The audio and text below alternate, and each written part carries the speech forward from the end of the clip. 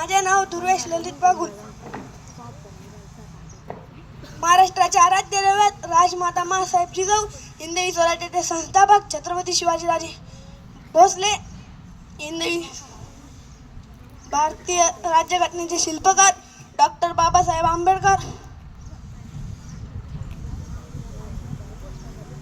आंबेडकर, बायकोले साडी घेऊ नका, पोऱ्याला कपडे घेऊ नका, पण त्याला शाळेत पाठवा असा सगळा वेगळा संदेश देणारे संत गाडगे महाराज व आम्हाला येथे बोलण्यालायक बनवणारे माझे प्रथम गुरु आई वडील यांच्या चरणी प्रथमतः वंदन.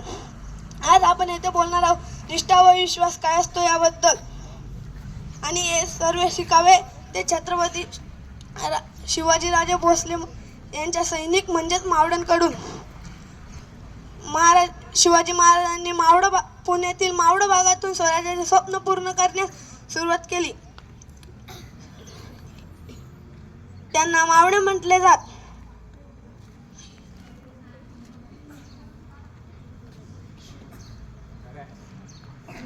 हा भाग सह्याद्रीच्या कुशीत असल्यामुळे इथले लोक अत्यंत चपळ, बलदंड व डोंगराळ युद्धात निपुण होते. त्यांना मावळे म्हटले जात.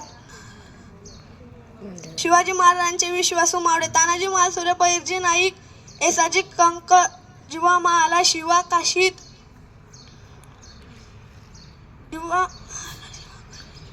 यांच्या शौर्यगाथा ऐकल्यावर खरंच अंगाला काटा येतो. तानाजी मालुसरे मुलाच्या लग्नापेक्षा स्वराज्याच्या मोहिमेला महत्त्व देत त्यांनी अगदी लगीन कोंढाण्याचे व मग रायबाचे असे जाहीर केले. 1670 मध्ये अवघड गडावरून रात्रीच्या वेळी 342 मावळ्यांसह त्यांनी कोंढाणा किल्ल्यावर चढाई केली.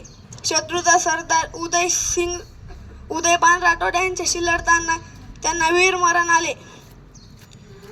गडाला पण सिंहगड, त्यांच्या स्मरणार्थ गडाचे नाव सिंहगड ठेवले गेले.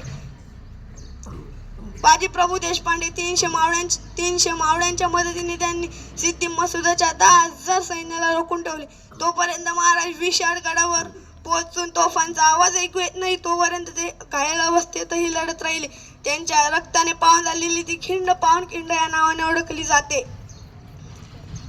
जीवा माला अफजल खान सारख्या राक्षसाचा वध करण्यासाठी जेव्हा महाराज निघाले व खानाचा कोतडा बाहेर काढून तेव्हा छावणीतून परत यायला निघाले तेव्हा खानाचा अंगरक्षक सईद बंडा महाराजांवर मागून तलवार घेऊन धावत आला. त्याच वेळेस जीवा महाराजांनी आपल्या दानपट्ट्याने सईद बंडाचा हात धडापासून वेगळा केला. म्हणून म्हणतात होता जीवा म्हणून वाचला शिवा.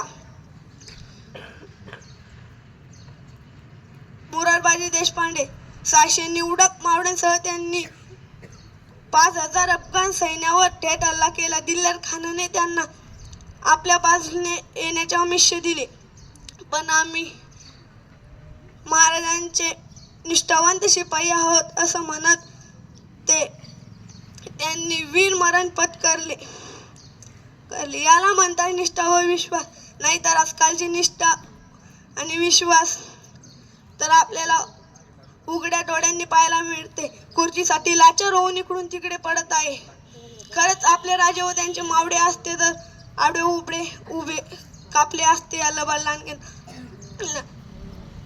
जिथे महाराष्ट्रात परस्त्रीला मातेचा दर्जा होता, आज त्याच महाराष्ट्रात महिलांवरती अत्याचार वाढलेले आहेत. माझी देवाला एकच विनंती की माझे राजे व त्यांचे निष्ठावंत मावळे परत पाठव आणि या जिवंत मुघलांच्या तावडीतून माझा देश व माझा महाराष्ट्र वाचव. जय हिंद, जय भारत, जय महाराष्ट्र.